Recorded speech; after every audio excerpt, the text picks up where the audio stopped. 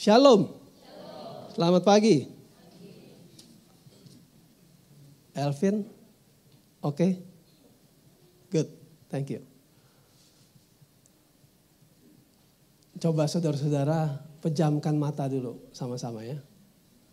Lalu tarik nafas dalam-dalam. Apakah saudara-saudara merasakan gak aroma 2024? Belum ya? Apa kabar saudara? Luar biasa ya. Apakah saudara menikmati gak perjalanan 2023? Nah, kita lihat ya. Sekarang Tuhan kasih tema kepada saya, Life Journey judulnya. Life Journey. Apa sih life journey itu? Kalau kita bicara life journey, pastinya ada dua hal yang nggak boleh dilewatkan. Oke, Vin, langsung aja di slide-nya ya. Nah, pertama adalah evaluasi.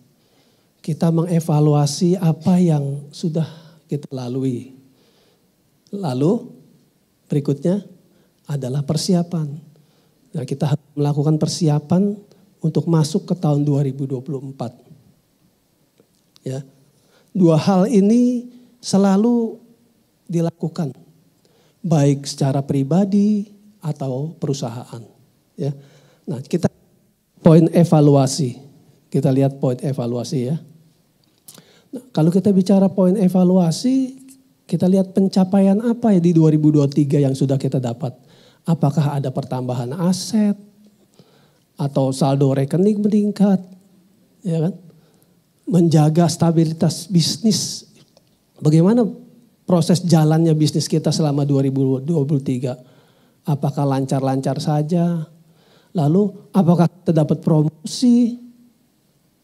Atau kita misalnya sampai kepada sasaran kita yaitu tempat liburan yang sudah kita idam-idamkan. Nah, ini pencapaian kita ya selama 2023 ini.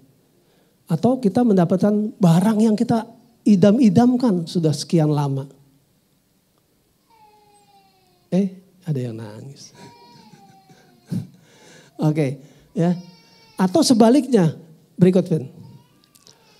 Kita mengalami selama 2003 ini kerugian. Atau aset kita mulai menyusut.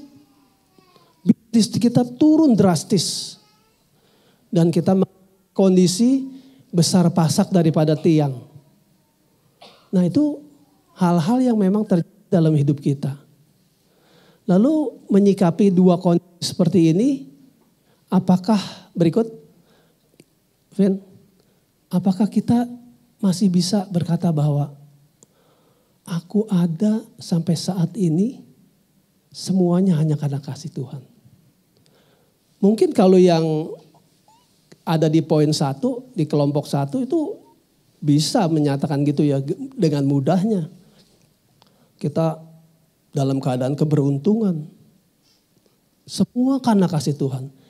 Tapi kalau kita berada di poin kedua, dalam keadaan yang sangat tertekan begitu. Masih bisa gak kita bilang, aku bertahan sampai saat ini, itu juga karena kasih Tuhan. Ya. Berikut, saya nggak perpanjang di evaluasi karena saya mau fokus di persiapan. Ya, persiapan apa sih yang harus kita lakukan? Ya, nah, segala sesuatu pasti butuh persiapan. Kalau kita mau travel butuh persiapan, pekerja juga butuh persiapan, apalagi pelayanan. Ya, tahun depan kita mau memasuki tahun di mana kepengurusan yang baru. Pasti semua harus dipersiapkan dengan matang. Berumah tangga pun perlu persiapan. Begitu juga sekolah. Nah, berikut. Memasuki tahun yang baru juga kita harus duduk. Buat perencanaan. Sasaran, target-target kita di tahun 2024 mau ngapain. Kita gak bisa hidup asal mengalir. Ya dong. Ya. mengalir aja. Jangan. Tuhan suruh kita untuk melakukan persiapan. Yuk berikut. Nah, ada orang bilang, kalau kamu gagal membuat rencana, itu sama saja kamu merencanakan kegagalan. Siapa di antara kita yang mau merencanakan kegagalan untuk hidupnya? Saya yakin gak ada. Ya kan? Jadi kalau kita tidak mau merencanakan kegagalan, maka kita harus membuat rencana dengan baik. Nah, terus orang lain berkata juga, perencanaan yang baik itu sama dengan setengah perjuangan. Ya. Nah, untuk memahami rencana yang baik, bagaimana membuat rencana yang baik, bagaimana kita memasuki tahun 2024 yang belum kita ketahui secara pasti, kita simak film berikutnya. Kita nobar ya. Kita nobar. Cermati benar-benar inti dari apa yang kita saksikan berikut. Silakan, Vin. Stories of the Bible. Ruth and Naomi. This is Naomi, who was a Jewish woman from Bethlehem in Judah. Naomi's husband took her and her 2 sons to live in a country called Moab because there was a famine in Judah, meaning there wasn't enough food for them to eat. While they were in Moab, Naomi's husband died, and her sons married 2 Moabite women named Orpah and Ruth. But then Naomi's sons died, leaving Naomi, Orpah, and Ruth alone. Naomi heard that God had blessed his people in Judah by giving them good crops for food again. Let's go! So Naomi took her 2 daughters-in-law and set out for Judah.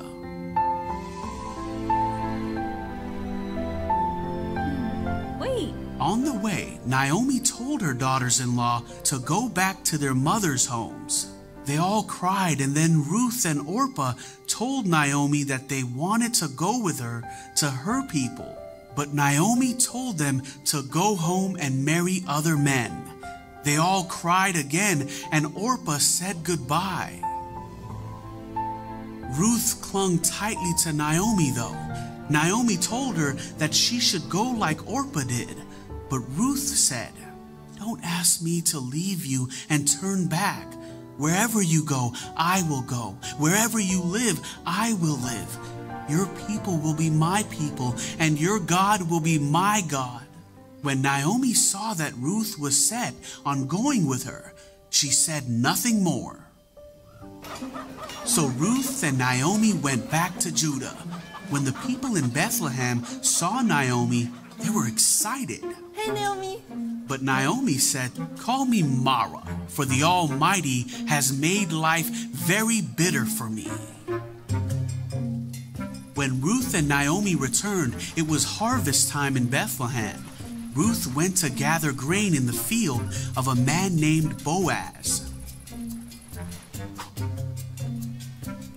Boaz treated Ruth with kindness and made sure that she and Naomi had food from the fields. Naomi heard of this and told Ruth that Boaz was a close relative of Naomi's husband, so he could be her husband. Okay. Ruth went to Boaz and told him that he was her family's redeemer. Oh, wow. Okay. Boaz then put everything in order to take Ruth as his wife. Ruth and Boaz had a son named Obed. Naomi cared for Obed as if he were her own. Obed went on to have a son of his own named Jesse, and he had a son named David, who would be the great king of Israel who defeated a giant named Goliath. And many, many years later, Ruth and Boaz's descendants would include Jesus, Heyo! the Savior of the world. Oke. Mungkin saudara-saudara berpikir ya, aduh apa nggak salah film ini? Seperti sekolah minggu aja, ya kan? Tapi film ini saya pilih Karena dia merepresent seluruh kitab Rut. Jadi satu film itu adalah kalau kita baca dari Rut pasal pertama sampai pasal terakhir. Ya. Nah, coba sekarang telusuri, kita observasi kisah Rut. Ya.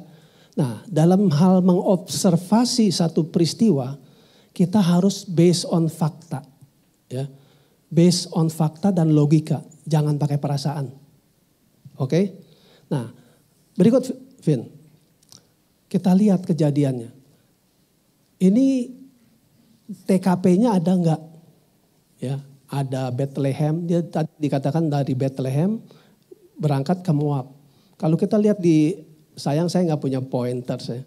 Itu ada di bagian yang kuning, di sebelah yang biru itu adalah Laut Mati.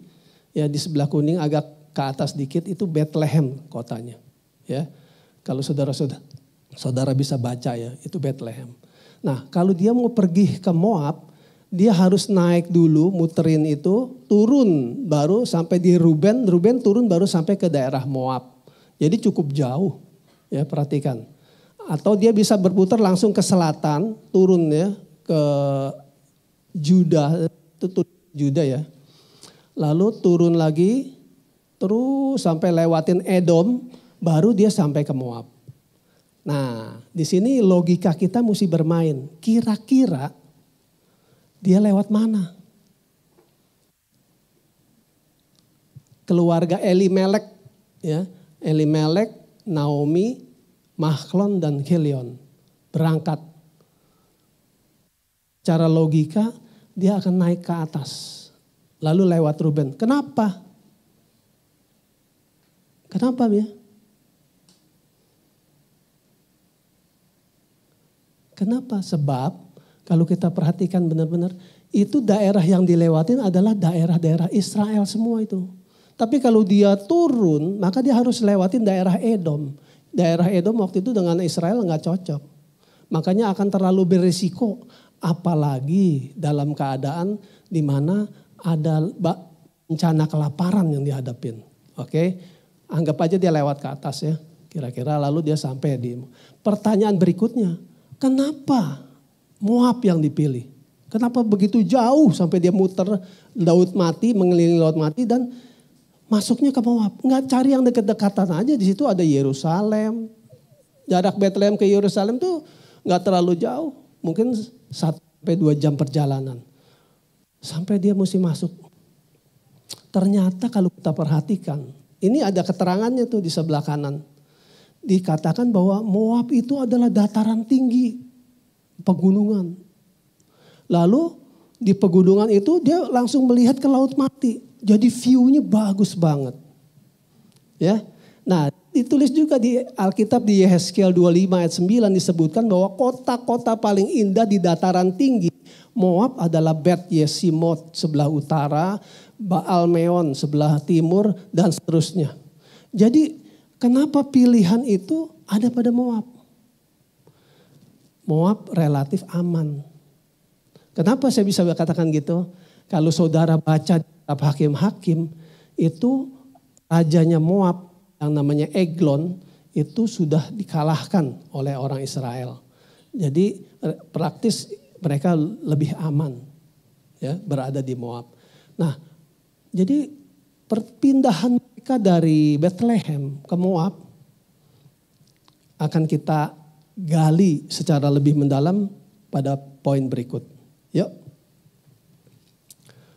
Nah, ini kita menggali benar-benar ya. Yuk, silakan Vin. Yang pertama nih. Observasi fakta yang pertama. Rut 1 menyatakan bahwa ini terjadi pada zaman hakim-hakim.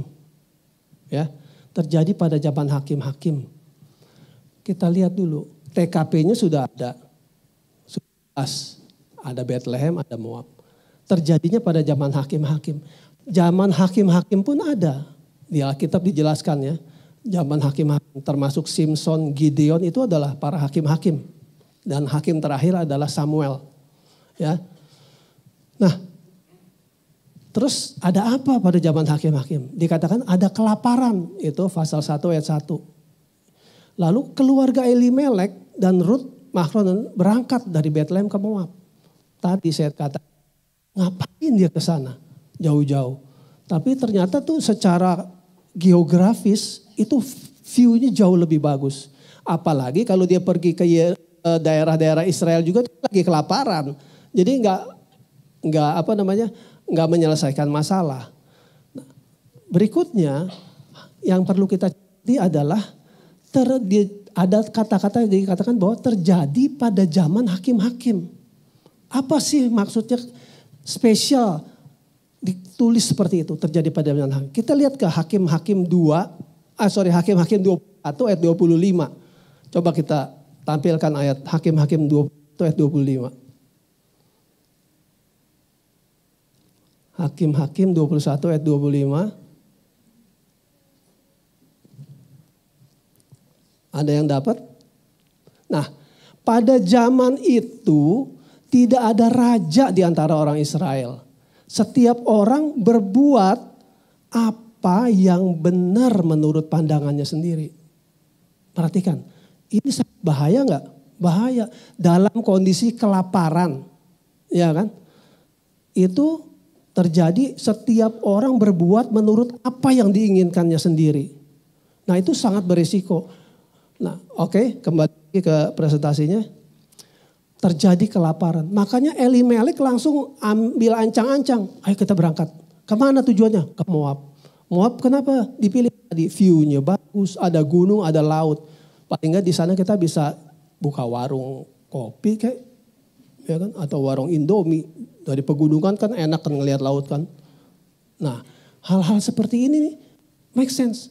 Kalau saudara-saudara di terjemahan lama itu benar loh. Ada unsur mereka akan berdagang, berniaga di sana. Jadi otak Israel memang Yahudi otaknya nggak usah diragukan lah kalau dalam hal perdagangan atau bisnis. Keluarga Elimelek mapan secara finansial, betul nggak mapan secara finansial? Kita pakai logika. Ini perjalanan jauh, ratusan kilometer. Zaman dulu nggak ada wus-wus kereta cepat Jakarta Bandung, ya kan? Mereka harus bawa bekal. Nah itu yang harus kita perhatikan. Artinya kalau mereka tidak punya cukup bekal untuk perjalanan, itu sangat berisiko bawa keluarga. Nah diceritakan masih di pasal 1 ayat 3, Elimelek mati di Moab. Entah setelah tinggal berapa lama di Moab, pokoknya dia meninggal. Berikut. Nah lalu Mahlon dan Kilion ambil istri Orfa dan Ruth. Nah Orfa dan Ruth itu adalah orang Moab. Spesial di dalam Alkitab ditulis di Ulangan 23 ayat 3. Yuk kita baca. Firman Tuhan bicara apa mengenai Moab? Seorang Amon atau seorang Moab janganlah masuk jemaat Tuhan. Bahkan keturunannya yang ke-10 pun tidak boleh masuk jemaat Tuhan sampai selama-lamanya. Saudara-saudara ngerti gak maksudnya keturunannya sampai ke yang ke-10? Maksudnya apa? Ternyata itu hanya kiasan. Kalau orang Tuhan hukum sampai ke keturunan ketiga, maka keturunan keempat itu bisa recover. Tapi kalau sudah ditulis keturunan sampai keturunan ke-10, itu artinya udah gak bakal diselamatkan selama-lamanya. Makanya ditulis di belakangnya kan, sampai selama-lamanya gak akan masuk. Jadi seolah-olah dia bicara bahwa orang-orang Moab itu yang tidak beroleh anugerah. Tidak beroleh anugerah Allah. Jelas ya? Nah, tapi ternyata si Mahlon dan Kilion itu mengambil istri Orfa dan Ruth. Nah 10 tahun setelah mereka menikah, ya Mahlon dan Kilion juga mati di Moab. Pasal 1 ayat 5. Ya. Lalu Naomi mendengar, ternyata di Bethlehem sudah kembali recover. Jadi sudah baik. Yuk pulang yuk. Ada di pasal 1 ayat 6. Silakan Vin. Lalu berangkatlah mereka. Naomi, Ruth dan Orfa. Nah, dalam perjalanan ini kita cermati benar-benar ya. Di pasal 1 ayat 8 mulain. Ruth bilang, kalian balik aja deh. Kita baca aja lebih bagusnya. Yuk kita baca yuk pasal 1 ayat 8. Saya mau cermati di sini, ini bagus sekali. Ya. Siap Vin? Pasal 1 ayat 8.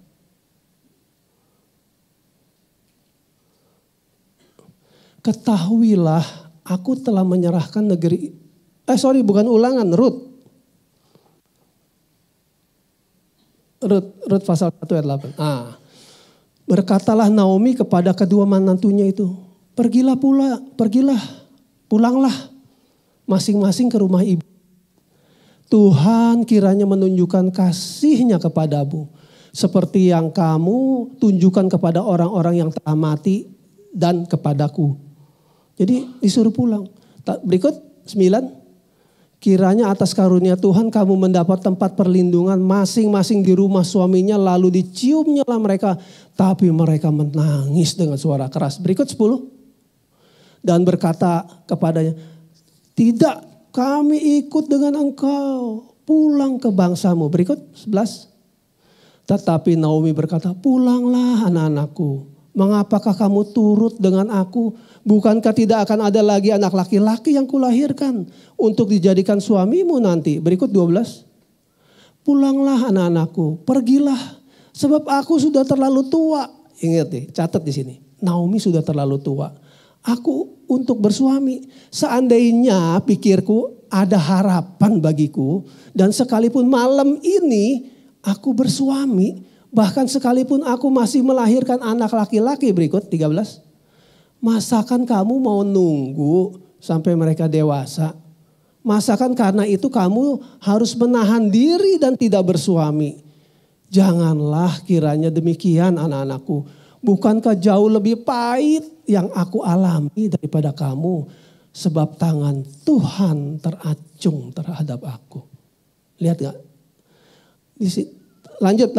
Ini poin penting juga ada di ayat berikut. Menangis pula mereka dengan suara keras. Lalu Orpa mencium mertuanya itu, minta diri, tapi tetap berpaut padanya. Perhatikan, ini ada yang aneh gak? Hubungan antara Naomi dengan kedua mantunya. Ketika mereka mau berpisah, dua-dua mantunya itu bisa menangis dengan keras. Itu gak dibuat-buat. Sampai di Alkitab ditulis 2 kali mereka menangis dengan keras. Yang terakhir Orpa mencium dan dia kembali. Tapi Ruth terus kita tahu berangkat. Padahal menurut survei dari 3 mantu, mak yang gak cocok sama mertua. Ya. Tapi ini kasusnya beda. Makanya saya bilang ini luar biasa. Nanti kita telah ya. Kenapa dia bisa begitu?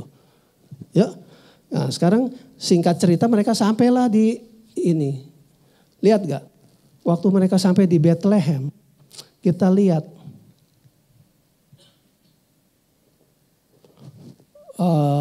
ayat 19. Ruth pasal 1 ayat 19. Kita perhatian ya. Kita harus cermati kata-kata dari ayat-ayat ini. Ini luar biasa sekali. Dan berjalanlah keduanya, mereka tiba di Bethlehem. Ketika mereka masuk ke Bethlehem, gemparlah seluruh kota.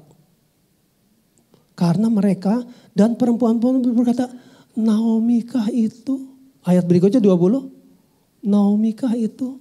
Mereka ragu-ragu. Tetapi ia berkata kepada mereka, janganlah sebutkan aku Naomi.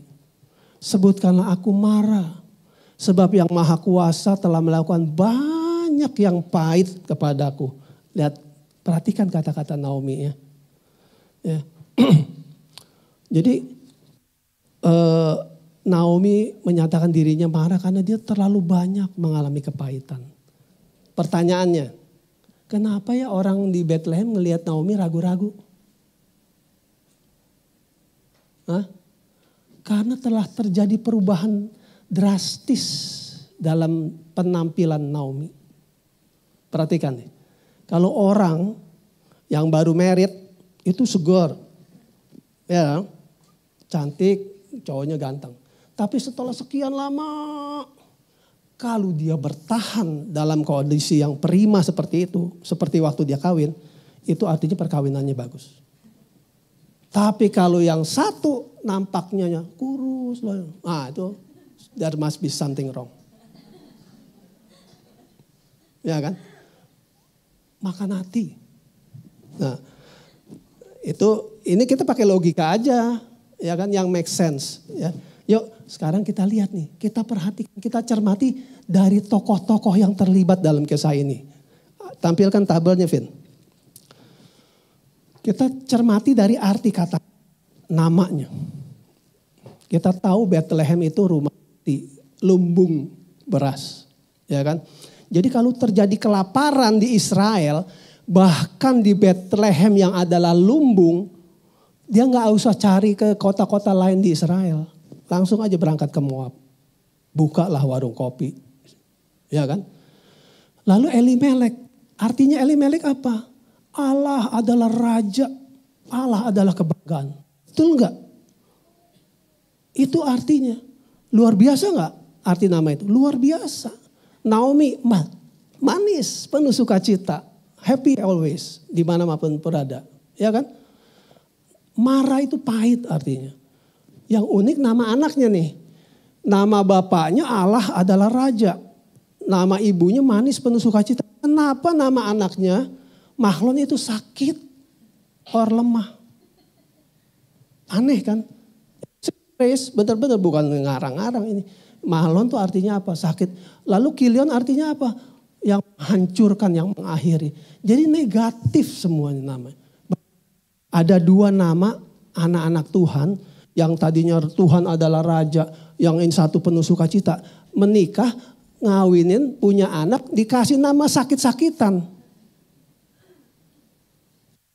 Ya kan? Lalu yang satu lagi N. Ya, kalau liatin Ruth dan Orfa, seorang Moab yang tidak masuk hitungan. Itu sahabat atau teman setia, dan Orfa itu lembut. Nah, ini kita gali kan, kita baru tahu setelah kita melakukan penggalian. Nah, sekarang kita lihat yuk, kira-kira dari kisah ini pesan moralnya apa sih? Untuk 2024, yuk selanjutnya. Kita nggak pernah tahu akan seperti apa perjalanan hidup kita. Betul nggak? Sama halnya dengan keluarga Elimelek. Nggak pernah tahu tuh. Yang dia tahu, saya akan berniaga di Moab. Saya akan dagang di Moab. Lanjut. Persiapan dan perencanaan tidak menjamin keberhasilan. Mereka sudah lakukan persiapan. Duit cukup, punya harta lumayan lah. Ya kan? Berikut. Kita nggak pernah bisa, kita pernah dan bisa melakukan. Jadi sepanjang 2023 kita pernah melakukan kesalahan. Nanti 2024 bisa nggak kita buat kesalahan? Bisa. Mungkin kita bisa berbuat kesalahan. Berikut. Tapi satu hal nih. Tuhan tidak pernah menentukan nasib seseorang.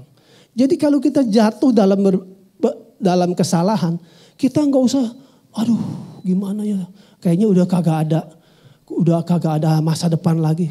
Enggak, perhatikan Ruth. Ruth itu jelas-jelas dalam Alkitab. Sampai selama-lamanya nggak akan masuk ke dalam bilangan umat Tuhan.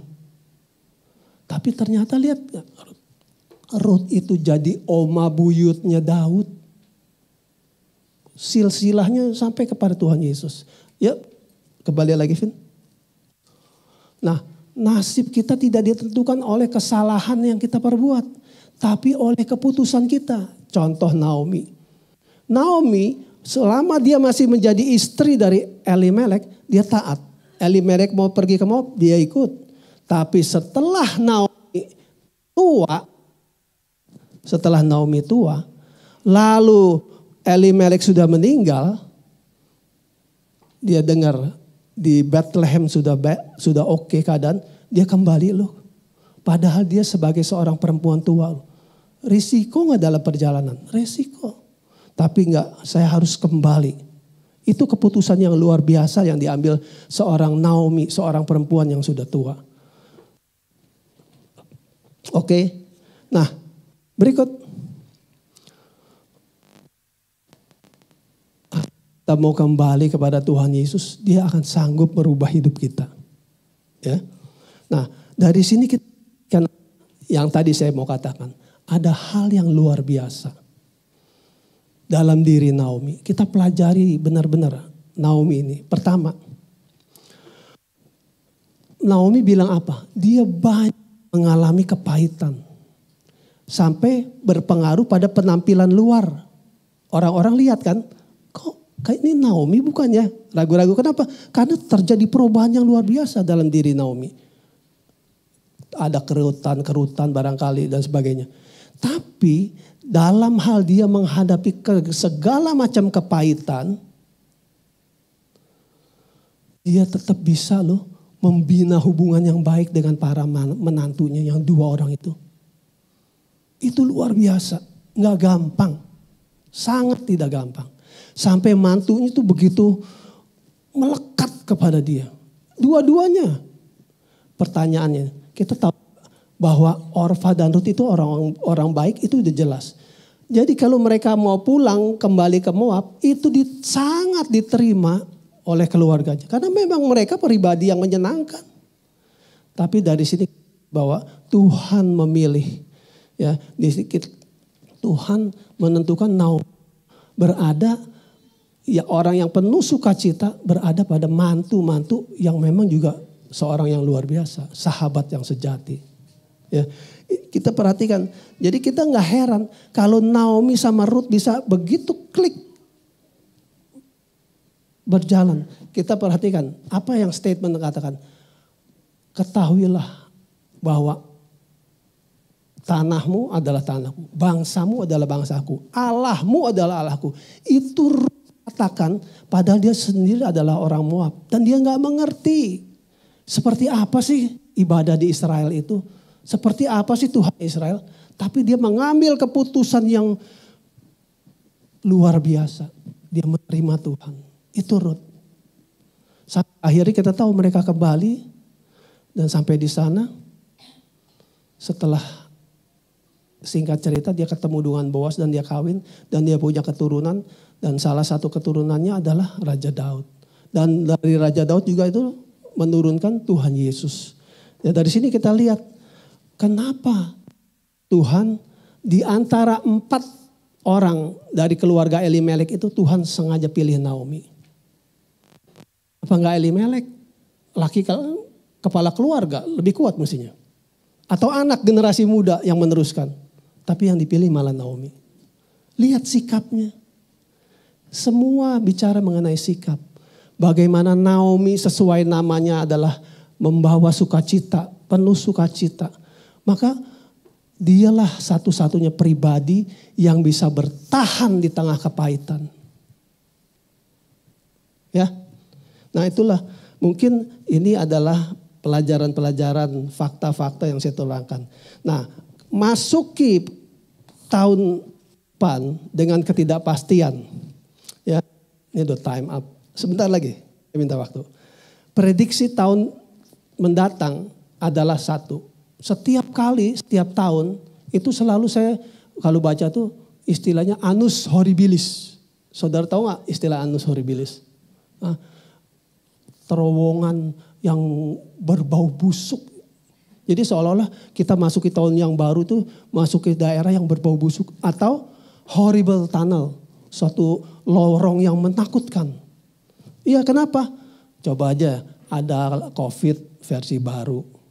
Belum lagi cuaca ekstrim. Belum lagi hal-hal lain lagi. Semuanya tidak menjanjikan. Bisnis pun lagi turun. Gitu. Semua orang mengeluh seperti itu. Tapi, Vin tolong slide terakhir.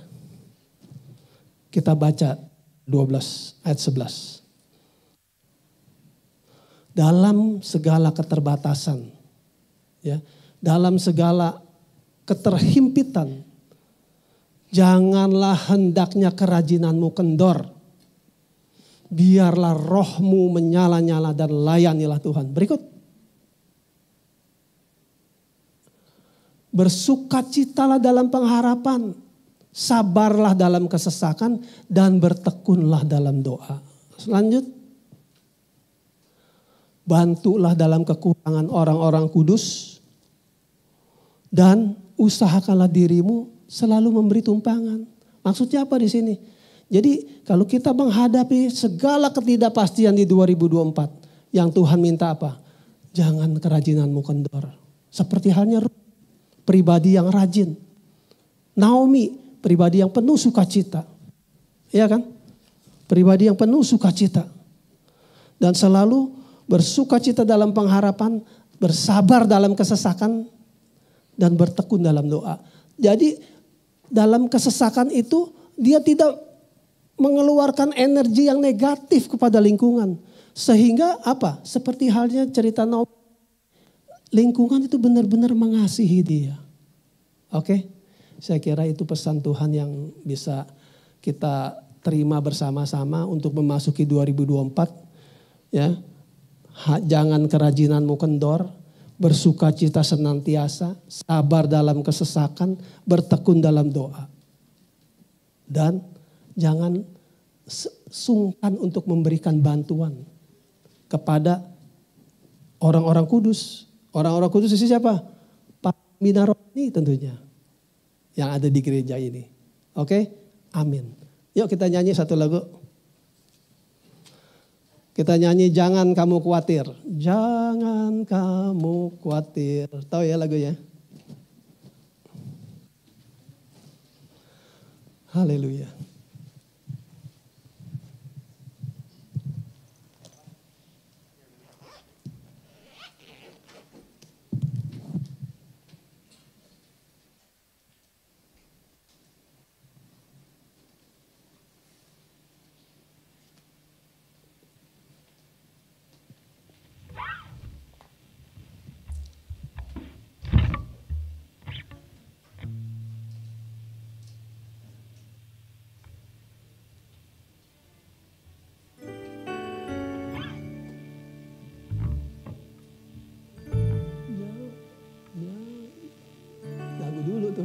Jangan kamu khawatir, burung di udara dia pelihara.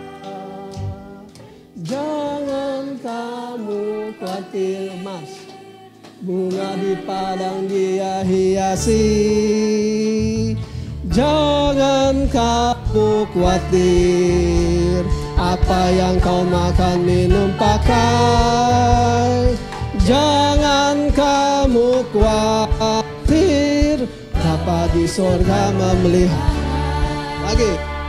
Jangan kamu khawatir, burung di udara dia pelihara.